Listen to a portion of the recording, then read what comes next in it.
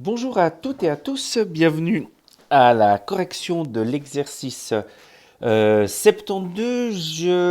J'ai mis les autres corrigés sans faire de vidéo, juste avec le corrigé officiel en version PDF.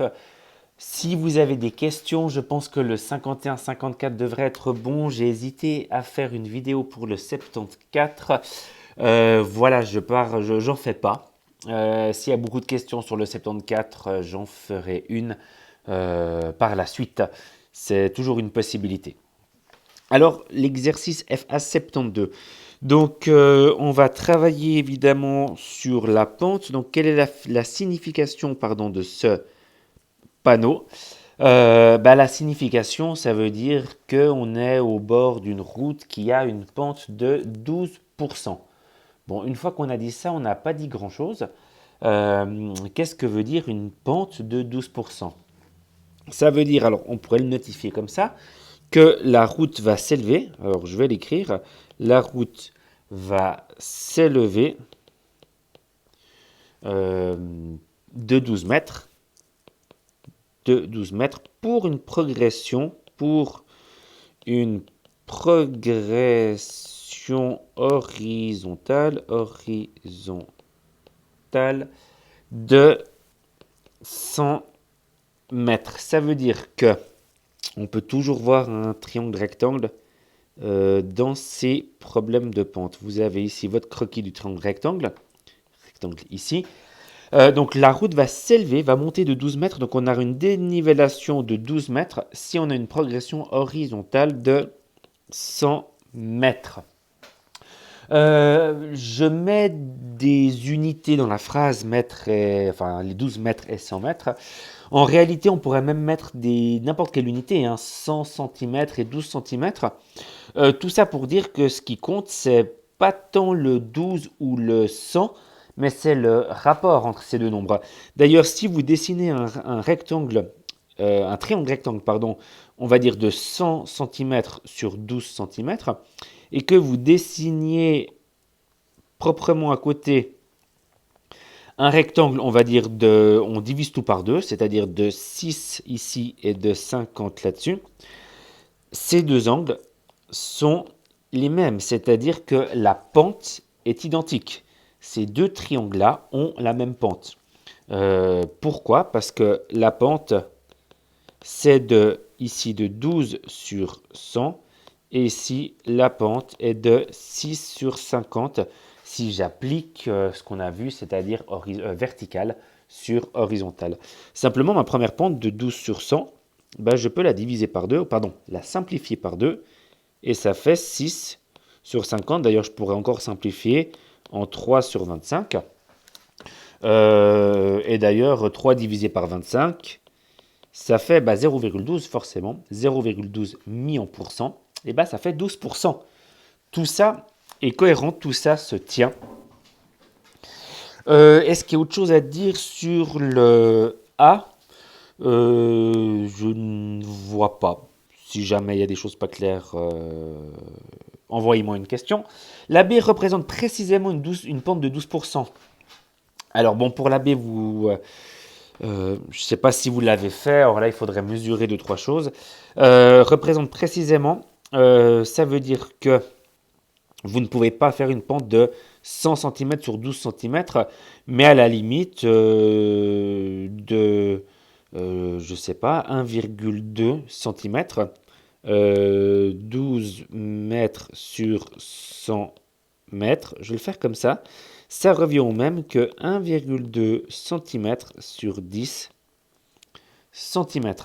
Donc si vous faites votre triangle avec ici 10 cm, ce qui tient sur une feuille A4, et ici 1,2 cm, et vous aurez représenté une pente de 12%.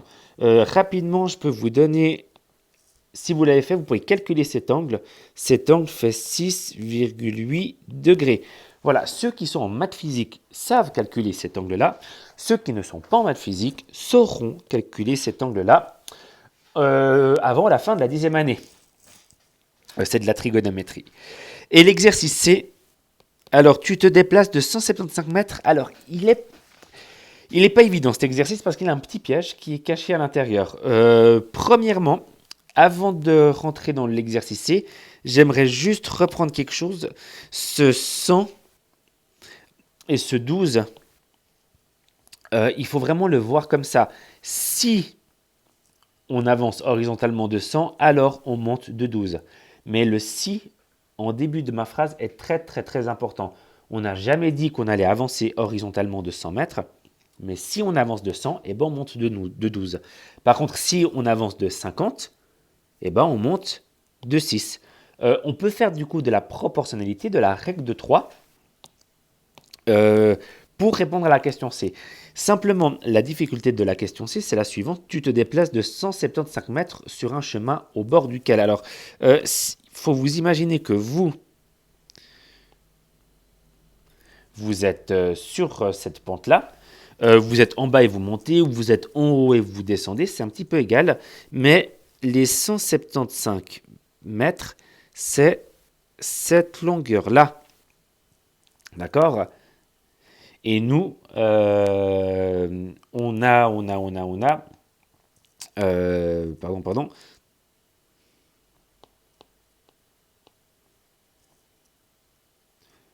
Voilà, on va faire comme ça. Donc, je suis juste en train de réfléchir à quelque chose, je m'excuse.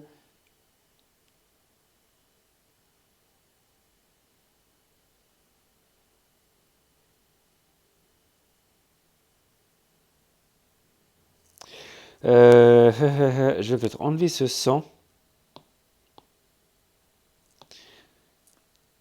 Le problème, c'est que je suis en train de me dire, alors si vous avez l'angle, vous pouvez retrouver des valeurs, mais on va faire plus simple. On va le faire plus simple. On va pas le mettre là. On va directement, voilà, on va le mettre plutôt ici, directement. 175 mètres. Ça veut dire quoi? Ça veut dire que le rapport de vertical sur horizontal, donc 12%, est égal à vertical sur horizontal. Voilà. On a cette formule-là. Et à partir de là, on peut trouver la dénivellation en faisant la règle de 3, 12 fois 175 divisé par 100, et vous allez trouver 21 mètres. Si on avait mis le 175 où je voulais le placer au départ, c'est-à-dire si on l'avait mis ici, on aurait pu calculer à l'aide de la trigonométrie la bonne longueur horizontale. On arrive à quasiment 174 mètres, donc il n'y a pas une grande différence. Ouais, on va le garder comme ça. Je me rends compte que je ne suis pas très content de cet exercice en réalité, parce qu'il me semble que si je vous place le 175 mètres ici, sans trigonométrie, vous n'arrivez pas à calculer la bonne distance horizontale. C'est un petit peu compliqué. Ou pardon, je crois que je dis des bêtises. Je vais tenter quelque chose. Si jamais j'effacerai. Parce que si vous avez votre triangle de base qui dit que si on avance de 100, alors on monte de 12, bah là on peut calculer l'hypoténuse. L'hypoténuse c'est 100 au carré plus 12 au carré, le tout sur la racine carrée. On va écrire, ouais, je vais donner la réponse environ 100, pardon, excusez-moi, 100,7 mètres. Je vais marquer un trait. Voilà, on va écrire situation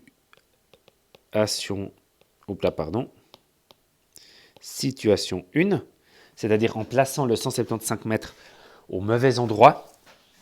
On arrive à 21 mètres de dénivelé.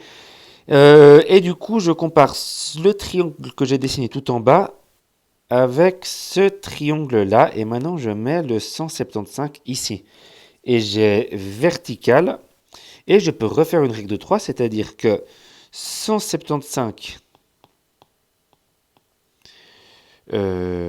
sur V est égal à 100,7 sur 12.